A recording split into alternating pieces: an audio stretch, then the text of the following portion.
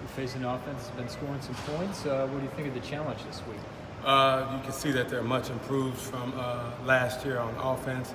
They've been able to move the ball in the first two games with two different quarterbacks, which is impressive in itself.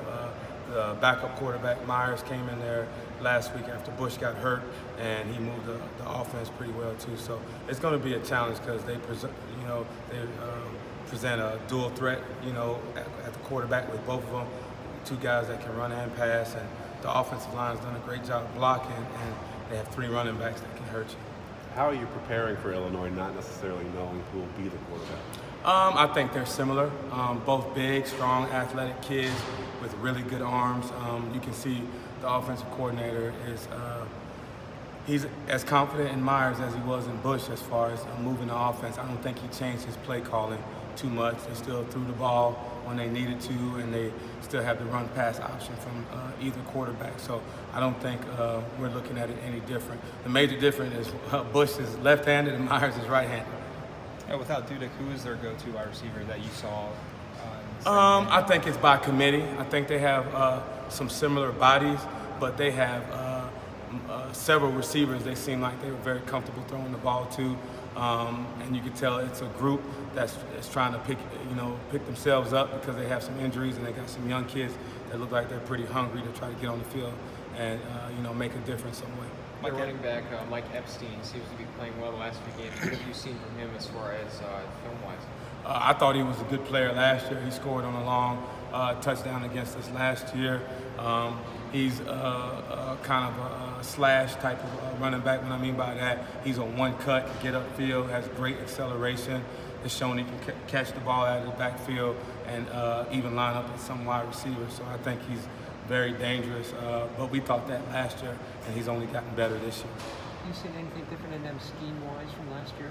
Well, it's a different coordinator. It's a different coordinator, so they have a little difference in how they attack people as far as the run. A lot more design quarterback run than they had last year, and they're getting the ball out of the quarterback's hand a lot faster this year. It's hard to compare from last year because it was a different guy, but Coach Smith does a good job in getting the quarterback, to settle down by getting some design runs and, like I said, getting the ball out of his hands pretty quick. What did you think of your group's performance last week, and what's some points of emphasis this week? It's so different. Georgia Tech is in a box all its own. I thought we battled hard. I thought we played hard for four quarters. We made a bunch of mistakes. They came out in the third quarter in something that we had never seen before, and they've never run before. So it took us about 2 series to get settled. But once we got settled, we felt like we did a good job of tackling in the second half and rallying to the football.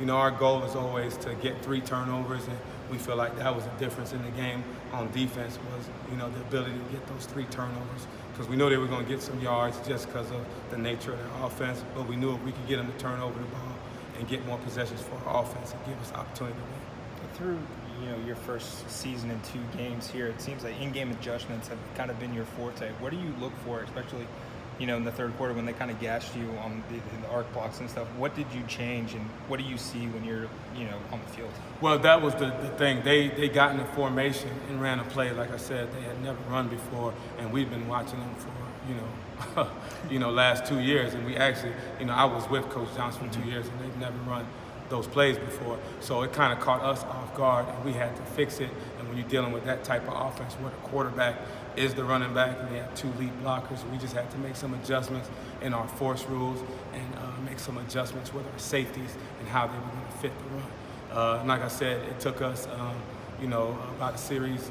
and a half to get adjusted, and then we missed a couple tackles because we had to get our corners involved in the run fits also, which is a testament to them. But once we got adjusted, we were able to get them out of that, and that's when we kind of settled down and kind of turned it around in the fourth quarter. Are there any nagging injuries that may hold someone out from this week? No, I think we're fairly healthy on defense. Of course, after playing the option, we have some guys with some nicks and bruises, but they've all been able to practice this week, and we expect them all to be healthy enough to play on Saturday.